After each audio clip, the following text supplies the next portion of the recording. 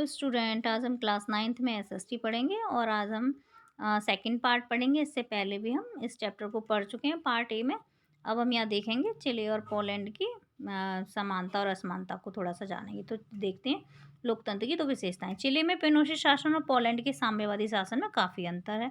Chilli में सैनिक तख्ता तानाशाह का राज था, जबकि पोलैंड में एक पार्टी का राज था। दोनों में कुछ समानताएं भी थीं। लोग अपने शासकों का चुनाव या उसमें बदलाव नहीं कर सकते थे। किसी को अपने विचार व्यक्त करने, संगठन बनाने, विरोध करने, राजनीतिक गतिविधियों में हिस्सा लेने की वास्तविक आज़ादी भी नहीं थी। तीन लोकतांत्रिक सरकार देखते हैं हम यहाँ। आइंदे की चिली सरकार, वॉलेशा की पॉलिश सरकार और मिशेल की चिली सरकार। उनका आर्थिक और सामाजिक मामलों के प्रति नज़रिया एक जैसा नहीं रहा, जैसा रहता भी है। हर किसी की सोच एक जैसी नहीं होती है। आइंदे ने अर्थव्यवस्था को नियंत्रित और निर्देशित ढंग से चलाना पसंद किया, जबकि वॉलेशा चाहते थे बाजार सरकारी दखल से मुक्त हो और मिशेल्स मध्य मार्गी रास्ता अपनाती हैं। देखते हैं हम तीनों सरकारों की कुछ समानताएं। यहाँ लोगों द्वारा चुनी गई सरकारें ही शासन चला रही थीं। लोगों को विभिन्न प्रकार की राजनीतिक स्वतंत्रता हासिल थी। और देखते हैं अब हम आगे लोकतंत्र के तीन नक्शे। यह बताते हैं कि लोकतंत्र का विस्तार दुनिया के सभी हिस्सों में एक समान नहीं हुआ है। यह पहले कुछ हिस्सों में स्थापित हुआ और फिर इसका विस्तार हुआ अन्य क्षेत्रों में। आज दुनिया के अधिकांश देशों में लोकतंत्र है, पर अभी भी काफ़ी बड़े हिस्से ऐसे हैं जहाँ लोकतंत्र नहीं है। लोकतंत्र के विस्तार में विभिन्न चरण कौन कौन से हैं, तो हम देखते हैं फ्रांसीसी क्रांति ने पूरे यूरोप में जगह जगह लोकतंत्र के लिए संघर्षों की प्रेरणा दी है। ब्रिटेन में लोकतंत्र की तरफ कदम उठाने की शुरुआत फ्रांसीसी क्रांति से काफ़ी पहले हो गई थी, लेकिन वहाँ प्रगति की जो रफ्तार थी वो काफ़ी कम थी। 18वीं और 19वीं सदी में हुए राजनीतिक घटनाओं ने राजशाही और सामंत वर्ग की शक्ति में कमी कर दी थी। उत्तर अमेरिका में स्थित ब्रिटिश उपनिवेशों ने 1776 में खुद को आज़ाद घोषित किया।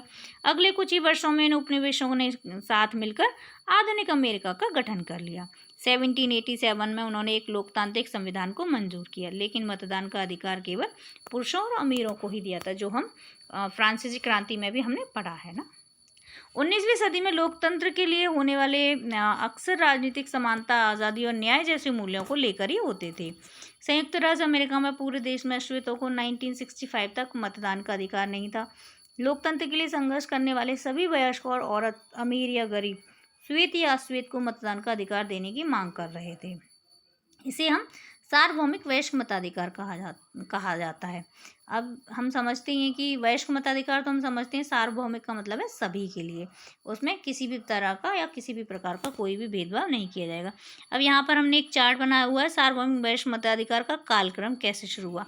तो हम देखते हैं कि 1893 में न्यूजीलैंड को मिला है ये अधिकार, 1965 में अमेरिका, 1994 में दक्षिण अफ्रीका और 1950 में भारत में जो है सार्वभौमिक वयस्क मताधिकार लागू किया गया।